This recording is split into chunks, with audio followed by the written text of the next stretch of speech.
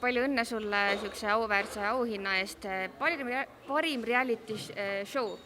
Ütle meile, mismoodi sina valid enda show'sse inimesi, sest et nad on ju näitlejad, nad on ju see, mis teevad saate.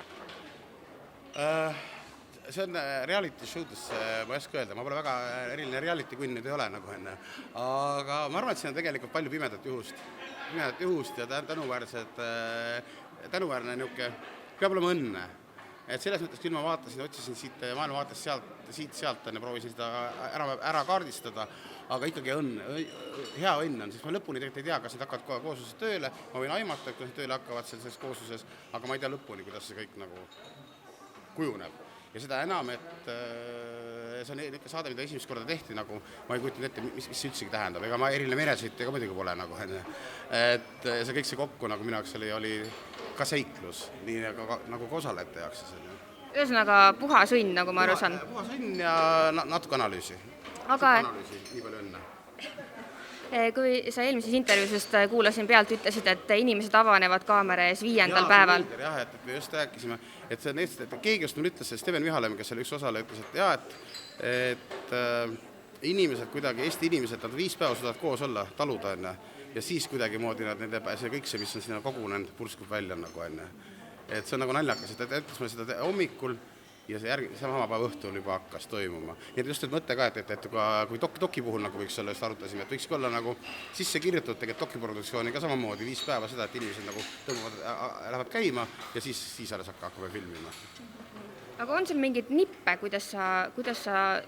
millised väljakutsed peavad need inimesed läbima, et nad suudaksid avaneda ja mis viiks nad mugavustsoonist välja? Kuna see oli hästi ekstreemsed tingimustes ja Ivar Heima tiimiga tegime seda nagu, et Ivar Heim on sõjareporter, tema on kõigega ja kõike nägema.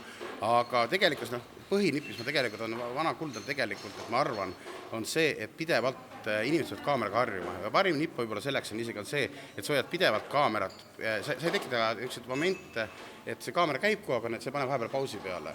Et sa põhimõtteliselt kas jätad mulje või kogu aeg mulje, et kogu aeg oled kaamera, siis inimesed harjuvad kiiremini ära sellega. Kui me tekime selle asja, me räägime katta, okei, mis ma räägin nüüd uuesti, siis me kuidagi moodi see flow või midagi kaob nagu ära. Ma ei tea, see on minu teooria, et seda ärge kuskile tõepähe võtta palun. Aga me ei saa rääkimata jätta ka sinu konkurendist Rannamaja, sest et reality show'ga käib ju kaasas meediakajastus. Rannamaja on seda meeletult saanud, võib-olla isegi rohkem, kui sina oled saanud. Aga kui sa oleksid näiteks, ma ei tea, 20 aastat noorem, kas sa võtaksid osa sellisest saatest? Läheksid sinna? Me just mõtlesime, et ma ei ole nii, 20 aastat tagasi me tegime koos saadet juba enne. Ma oleks saanud seda lubada endale. Nagu veel noorem, ma ei tea, kui sa oleksid olnud 16 või värskelt 18 saanud, kas sa oleks läinud? 20 aastat tagasi, mis aasta see oli siis? Äratlasti 2000, ma eeldan. Vaevalt, ei, mitte mingi juhul. Mitte mingi juhul, aga mis see põhjus on? Kas sa, mis see on, mis oleks sind tagasi võidnud? Hirm ennast rumalaks teha?